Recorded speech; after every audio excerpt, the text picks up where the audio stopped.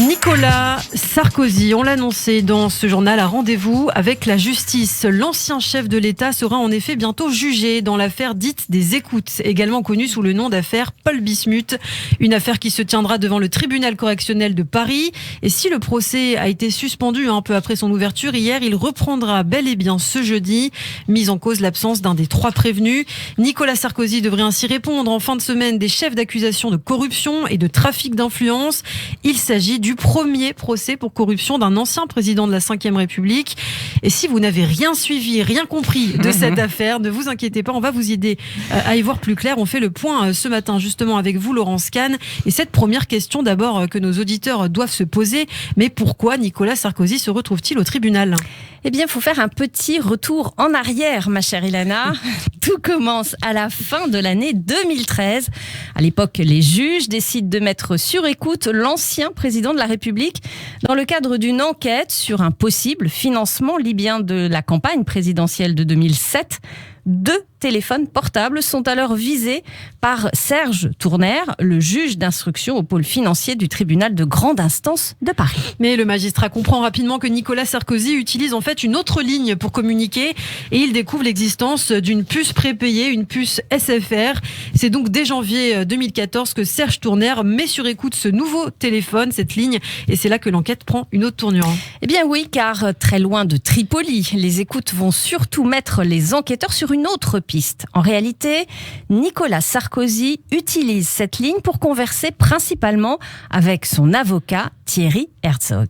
Et les 2 hommes semblent très préoccupés par une décision attendue à la Cour de cassation concernant les agendas de l'ancien président de la République, agenda saisi dans le cadre de l'affaire Bettencourt. Oui, pour mémoire, Nicolas Sarkozy était poursuivi pour abus de faiblesse sur la personne de Liliane Bettencourt. Oui, absolument. Donc après avoir bénéficié d'un non-lieu dans cette affaire, l'ancien chef de l'État décide de maintenir son pourvoi car il ne souhaite pas voir les informations contenues dans ses agendas présidentiels réapparaître dans d'autres dossiers. Bon, de quoi Nicolas Sarkozy finalement est-il coupable ?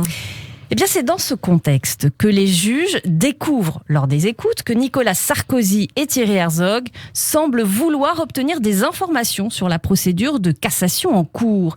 Des informations qu'ils vont visiblement réussir à obtenir de la part d'un certain Gilbert Azibert, premier avocat près de la Cour de cassation. Il est ainsi rapidement question, au début du mois de février 2014, d'un service de l'ancien président de la République pourrait rendre à ce fameux Gilbert. Ouais, un service qui faisait précisément allusion à la municipalité de Monaco. C'est donc assez clair. La justice soupçonne aujourd'hui Nicolas Sarkozy et son avocat Thierry Herzog de trafic d'influence, d'avoir voulu en fait influencer la décision de la Cour de cassation en leur faveur via l'intervention de ce Gilbert Azibert. Gilbert Azibert qui aurait obtenu en échange une aide pour l'obtention d'un poste au Conseil d'État à Monaco. Tout à fait. Ce qu'on appelle aussi la corruption passive. Le fait pour une personne de se laisser acheter pour accomplir ou ne pas accomplir un acte de sa fonction. Pour les juges, les preuves sont sans équivoque. Dans son réquisitoire publié en octobre 2017, le parquet national financier estime donc qu'il existe des charges suffisantes à l'encontre de Nicolas Sarkozy et de Thierry Herzog et dénonce même des méthodes dignes de délinquants chevronnés, rien que ça. Et donc Nicolas Sarkozy, on a tendance à l'oublier, n'est pas le seul sur le banc des accusés. Thierry Herzog, bien sûr, l'avocat de l'ancien président, son ami depuis plus de 40 ans, et le magistrat, donc Gilbert Azibert, ils devront tous répondre également des chefs d'accusation de corruption et trafic d'influence. Les 2 hommes sont également poursuivis pour violation du secret de l'instruction. Hier, on apprenait par ailleurs qu'une expertise médicale avait été ordonnée pour Gilbert Azibert. Et ce qu'il faut dire, c'est qu'un autre homme est impliqué contre sa volonté dans cette affaire, puisque vous l'avez certainement entendu, l'affaire dite des écoutes a parfois aussi été appelée affaire Paul Bismuth. Est-ce qu'on peut rappeler pourquoi, Laurence ? Eh oui, bien tout simplement parce que c'est le nom choisi par Thierry Herzog pour la ligne de téléphone utilisant cette fameuse puce prépayée, la ligne secrète attribuée donc à Nicolas Sarkozy. L'avocat avait en fait emprunté ce patronyme en référence à un ancien camarade de classe. Aujourd'hui, évidemment, le vrai Paul Bismuth, victime d'usurpation d'identité et qui s'est constitué partie civile dans cette affaire, se sent pour le moins lésé, comme il l'expliquait hier chez nos confrères de BFM TV. Moi, j'ai strictement rien à voir avec cette affaire. Herzog était un camarade de classe. Il était assis à une terrasse de café avec un autre ex-camarade de classe. Et ils ont parlé de leurs souvenirs d'enfance. Et mon nom est sorti comme ça au milieu de souvenirs et de souvenirs. Le premier nom qui lui est passé par la tête, il a dû le donner, tout simplement. Aujourd'hui, ça me gêne terriblement de voir mon nom galvaudé et propagé. C'est-à-dire qu'aujourd'hui, c'est l'affaire Sarkozy, mais c'est l'affaire Paul Bismuth. J'attends rien du tout de ce procès qui vient. Ça m'est égal, tout ce que je veux, c'est qu'on me foute la paix. Ah, Paul Bismuth, pauvre homme qui n'avait rien demandé et qui retrouve son nom à la une de tous les journaux comme hier, encore une fois à la une de Libération. En tout cas, la défense se met rapidement en place. Thierry Herzog explique notamment à la justice qu'il avait acquis ses téléphones portables afin d'éviter des écoutes sauvages qui auraient pu viser Nicolas Sarkozy après son départ de l'Élysée.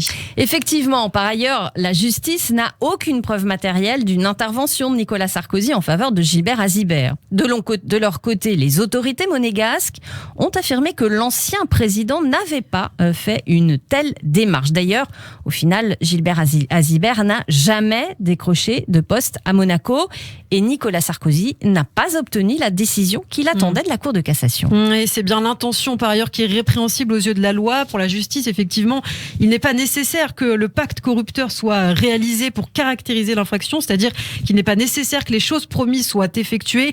La seule sollicitation ou l'acceptation suffit à la consommation de l'infraction, ça c'est important de le dire et c'est ce qu'explique l'ordonnance de renvoi. Par ailleurs, dans cette affaire, Laurence, un élément a surpris les enquêteurs, c'est le volte-face très étrange de Nicolas Sarkozy sur l'affaire Gilbert Azibert. Oui, effectivement, sur sa ligne officielle, le 26 février, au téléphone avec Thierry Herzog, l'ancien président de la République évoque pour la première fois Gilbert Azibert pour expliquer qu'il n'a pas voulu intervenir pour un homme qu'il ne connaissait pas plus que ça et dont il ne savait pas exactement ce qu'il a fait. Pourtant, Thierry Herzog appelait Gilbert Azibert début mars pour lui assurer que la démarche a bien été faite. Mars 2014, d'autant plus étrange qu'ils en parlent sur leur ligne officielle pour la première fois. Donc les juges trouvent ça un petit peu bizarre et c'est donc à ce moment-là que la justice soupçonne Nicolas Sarkozy et Thierry Herzog d'avoir été mis au courant en fait de la mise sur écoute de la ligne Paul Bismuth. Oui.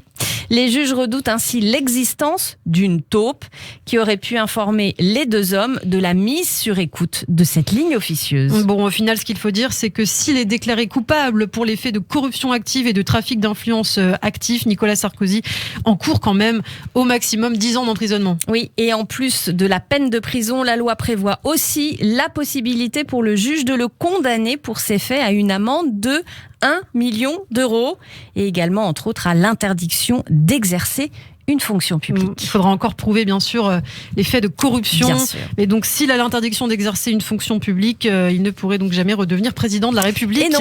Merci Laurence pour toutes ces précisions. À noter que le procès donc de Nicolas Sarkozy, de Thierry Herzog et de Gilbert Azibert a été suspendu. Donc hier, il reprendra jeudi à 13h30.